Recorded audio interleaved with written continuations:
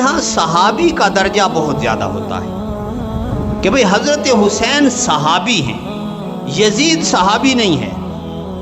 حضرت حسین ہی ان کی ہی فضیلت تھی، ان کو ایسے ظلمن قتل کرنا، شہید کرنا یہ بالکل غلط تھا۔ لیکن یزید اس کے باوجود اس کو ہم فاسق اور غلط اور گناہگار مانتے ہیں، لیکن کافر نہیں مانتے، کافر نہیں کہتے، یہ بھی ذہن میں رکھنا۔ کفر ایک بہت بڑی بات ہوتی ہے، کفر ایک بہت بڑی بات ہوتی ہے کہ بھئی ضروریات دین کا انکار کرنے والا کافر ہوتا ہے، اس نے غلط کام کیا، خرابیاں کی، لیکن کفر اس سے لازم نہیں آتا۔ ہم کافر اس کو نہیں کہتے، فاسق کہتے ہیں، بھئی غلط تھا، گناہگار تھا، غلطیاں کی اس نے، لیکن کافر نہیں ہے، فاسق ہے۔ اب حضرت حسین رضی اللہ تعالیٰ عنہ کو ہی ہم صحیح مظلومن شہید سمجھتے ہیں اور انہی کا ہی درجہ سمجھتے ہیں، اور یزید کو فسق ہی، فاسق ہی قرار دیتے ہیں۔ اس نے غلطیاں کی اور یہاں بھی غلطیاں کی، اور پھر حضرت حسین رضی اللہ تعالیٰ عنہ کے قاتلوں کو اور ان کو اس نے کوئی سزا بھی نہیں دی، اس کے اوپر کوئی جو ہے وہ ان کو فرد جرم بھی عائد نہیں کیا، اس لیے اس کا بھی کردار اس میں موجود ہے، غلطیاں موجود ہیں، لیکن کافر نہیں ہے، فاسق ہے، گناہگار ہے۔ اور دوسری بات کہ لعنت کرنا جو ہوتا ہے، بھئی یہ اصول ہے شریعت کا، کسی بندے کا جب تک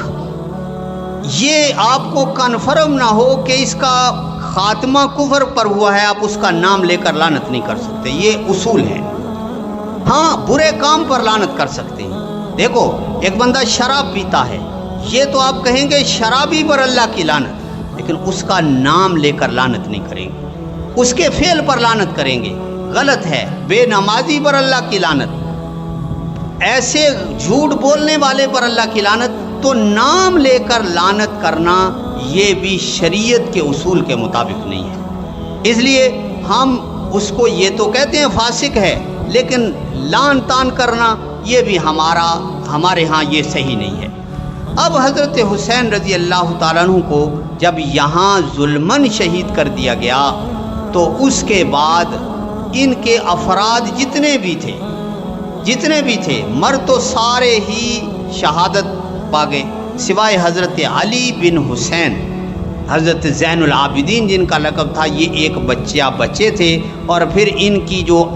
عورتیں تھیں، ازواج جو یہ اہل بیت کی گھر والیاں، ان کو پھر انہوں نے واپس جو ہے وہ مدینے کے اندر بھیج دیا، اور پھر حضرت علی بن حسین سے ہی حضرت حسین رضی اللہ تعالیٰ عنہ کی آگے جو ہے وہ اولاد جو ہے وہ چلی۔ یہ واقعہ کربلا کی وہ حقیقت ہے کہ جو میں نے آپ کے سامنے خلاصہ اور بہترین معتدل انداز سے پیش کر دیا کہ یہی اصول ہونا چاہیے۔ پھر اگلی بات کہ بھئی ایک دو باتیں اور عرض کر دیتا ہوں کہ یہ جو ماتم ہوتا ہے، ماتم ہمارے ہاں اس کی کوئی گنجائش نہیں ہے، جو کرتے ہیں ان کا اپنا معاملہ ہے، شریعت کے اندر ماتم کی کوئی بھی حیثیت نہیں ہے۔ بھئی صاف حدیثوں میں موجود ہے، لیس منا من ضرب الحدود وشق الجیوب، جو گریبان پھاڑے وہ ہم میں سے نہیں ہے، بلکہ تاریخی روایات میں موجود ہے، حضرت حسین نے شہادت سے پہلے اپنی بہنوں کو، اپنی جو ہے وہ اہل بیت کی عورتوں کو وصیت کی تھی کہ بھئی تم نے گریبان نہیں پھاڑنا اور یہ رونا وغیرہ یہ نہیں ہے، یہ شہادت مجھے مل جائے گی، لیکن یہ کام جو ہے وہ نہیں کرنا۔ اس لیے ماتم جو ہوتا ہے کسی صورت میں اس کی کوئی گنجائش نہیں، اور جو کرتے ہیں ان کے ہاں بھی کوئی نہیں ہے۔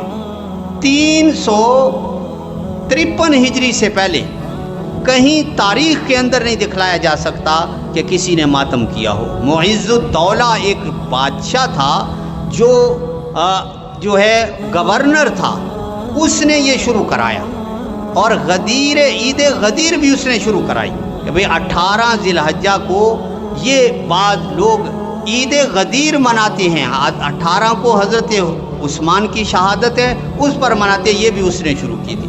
اور تعزیہ وغیرہ جو بناتے ہیں اس کی بھی کوئی حقیقت ہمارے ہاں نہیں ہے، لیکن دوسرے جو شیعہ کرتے ہیں ان کے ہاں بھی اس کی کوئی شروع میں حقیقت نہیں ہے۔ تیمور لنگ سے پہلے کسی نے یہ کام نہیں کیا۔ تیمور لنگ بادشاہ تھا، اس نے سب سے پہلے یہ کام شروع کیا، اور یہ جو ہے وہ اس کے بعد کرتے رہے۔ وہ تو بہرحال کرتے ہیں تو وہ ان کا اپنا ہے، ہمارے ہاں اس کی کوئی ماتم کرنا یہ بالکل ناجائز اور حرام ہے ہماری شریعت کے اندر۔ آپ صلی اللہ علیہ وسلم نے اس کو جو ہے وہ منع کیا، اور باقی جو ہے وہ باتیں بتلا دی میں نے کہ باقی سبیلیں اور یہ دوسری تیسری چیزیں اس کا بھی شریعت کے ساتھ جو ہے وہ کوئی تعلق نہیں سوائے رسومات کی۔ اور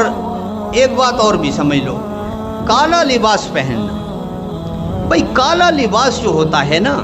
کالا لباس ہمارے اصول کے تحت تو ٹھیک ہے، جو مرضی لباس پہنو، چند ہیں زعفران اور کچھ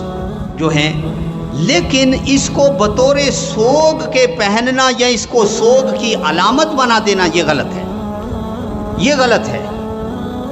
اس طریقے سے اس کو پہننا نہیں چاہیے، اس لیے محرم کے اندر کالا لباس نہیں پہننا چاہیے، کیونکہ محرم کے اندر اب لوگوں نے اس کو شعار بنا لیا ہے کہ بھئی یہ ماتم یا سوگ کا شعار ہے، اس لیے کالا لباس محرم میں تو بالکل نہ پہنے۔ تو آگے پیچھے جو ہے وہ اصولاً گنجائش ہے اس میں پہننے میں، جو ہے وہ کوئی حرج نہیں ہے، سفید لباس پہنو یا دوسرا پہنو، لیکن سوگ کے طور پر نہیں ہے۔ اور سوگ ویسے بھی یہ ماتم وغیرہ جیسے میں نے بتایا